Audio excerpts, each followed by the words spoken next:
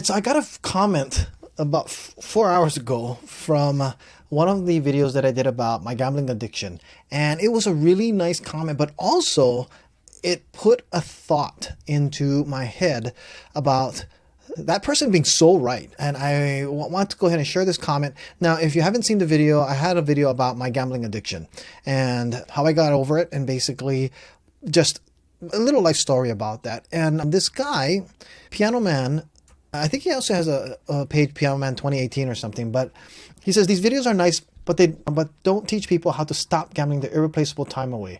You can always find a way to replace money. And I want to say, first of all, thank you, Piano Man, for actually putting this comment, because I absolutely 1000% agree. There is always a way to make more money. I've lost a ton of money over time, and losing money, of course, is always very painful. But when you lose time, that's something you cannot get back. And losing money for me, as time has gone on and I've learned about the losses of money here and there was times I've actually lost like money right out of my pocket, a couple $100s or whatever it might be. And, you know, of course it makes you feel sick, or someone steals your stuff. I had $7,000 to $10,000 worth of e-bikes stolen from my storage. Couldn't get those replaced no matter what.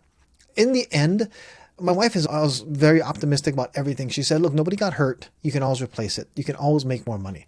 And that's one thing, I guess, that has always started to really be a part of the way we look at life. We don't go out to actively let money go away. We take very much a lot of responsibility to it.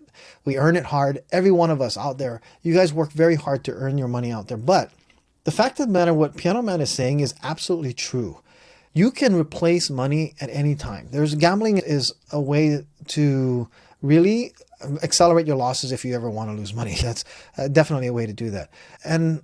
But the one thing that's actually the most difficult for anybody to actually achieve back is to get time back. And you cannot. You just cannot.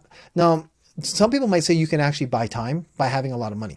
And you can get some opportunities and just great experiences that only money can actually replace or can actually get for you. And it's true. If you have, what I'm doing right now is I am buying my time with money we have saved to try something to actually accelerate our money. And this is a gamble on my time.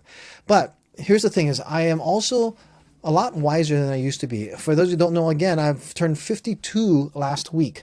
And at that 52nd birthday, it makes you reflect. Every birthday that comes around now at my age, you start to reflect, what did I waste my time on? What things have I so much to be grateful for?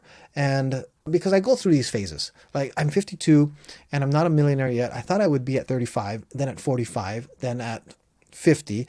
And so there's all these milestones that I had, these goals of achievements of being a millionaire along the way. And instead of becoming a millionaire, a lot of times I was actually broke during those milestones. In fact, in debt during these cycles that I go through. When I look back though and think about the time that I've wasted, I can honestly say that I am one that doesn't like to waste too much time. I have achieved a lot and I've learned a lot. I have not won as much as I want to, but every time I am still going through these life phases, I find that every step along the way has been a lesson that has also skill stacked onto something else. Like right now during this phase, a portion of my day is very hardcore dedicated into getting more into understanding AI, the power behind it, and the tools that are utilized. It is, if you're not dabbling in an AI right now and you start, the further down the rabbit trail you go on this thing, it is absolutely mind-blowing how big AI really is and what it's affecting so many things. But to get off that high horse about the AI stuff again, is the timing that I'm spending in teaching myself something new. And this is because I know when I get back into the job market, if I have to get back in the job market, because I'm in the marketing field and I do have a skill set for Amazon that is very, I guess, still in high demand, that I can find the job pretty easily. But with the knowledge of how to use AI to a higher level, I really do believe that I will have an advantage above a lot of other marketers that are going to be out there. If I had stayed in my job, there would be not as much time for me to focus on learning AI to the level that I want to. The video creation possibilities that AI offers is advancing so fast that I am keeping up with, or I'm right behind. Well, not right behind. I'm actually pretty far behind, but it would take me a lot longer to fill that gap. So now that I'm learning it while it's still advancing further ahead, when it gets to the point where it's so usable and quick, I'll have so much foundational knowledge about things that can be integrated with whatever tools are out there that I could make probably a lot better marketing videos than I could ever have imagined prior to that. And even though the video making side has never been my forte, I am now learning that I love the creative side of my brain I've never used enough. I've always told people I'm not the creative side. I can make websites that can be found by Google. I was an SEO guy in the past, and I could make ads and use keywords and utilize things to make sure that it can be found with the best data. But when it came to creativity, especially artistic creativity, it's painfully hard for me to make things work. I have a very creative mind to solve problems and to read data, figure it out, what the story's telling me, and then put things together and make things have a better outcome. But I don't have the artistic creative side until AI is now unleashing it. And it allows me to enhance what I haven't had the ability to do before. And this is something, like I said, I am not taking advantage of this time to relax at all. I'm taking the time that I have off from working to really advance my knowledge, to learn everything I can so that I can utilize these things and not have to. In fact, what I'm doing is I'm actually spending time now to learn something so that I can save time later. And that's how you buy yourself time. That's another thing that people don't think about enough about, which is what college is really. If you think about it, you have to spend 4 years in college if you want a degree, sometimes 6, sometimes 8 years, if you want a specific degree. And you put in all of this time into it that you spend learning it. So when you get out, then you can make a lot more money for shorter periods, hopefully in shorter periods of time. I guess doctors can make up to $250,000 to $500,000 a year, but they have to go through 8 years of school. And once they get through that 8 years or long time learning process, then they come out, then they accelerate their income faster than everybody else. And that's just how it works. That's what scalability is with knowledge. It's just with technology, this is what the opportunities we have. And I happen to hang around gentlemen that are brilliant and in late 70s, early 80s, and they too are still learning a lot about this technology and process.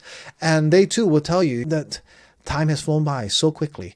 But I also look at them and notice that they did not waste any of their time. They worked hard and they enjoy life now. And it's a refreshing thing to think about. That's potentially the path that I'm headed down.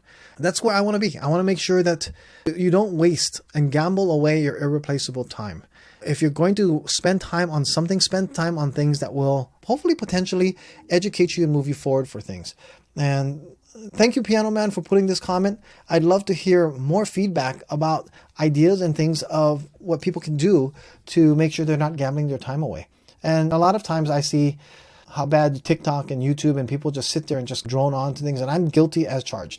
I have to make sure I don't turn on YouTube and watch, because we call it YouTube junkie is what is in our household when somebody just sits there watching too much YouTube, just entertaining themselves and not really doing anything to make sure that they are utilizing the time. And I know a lot of people use the excuse of I need to unwind, but to be honest, your unwinding time is time being spent now that you might have to you're sacrificing time later because you're not making extra income. You're not doing certain things that are moving you forward.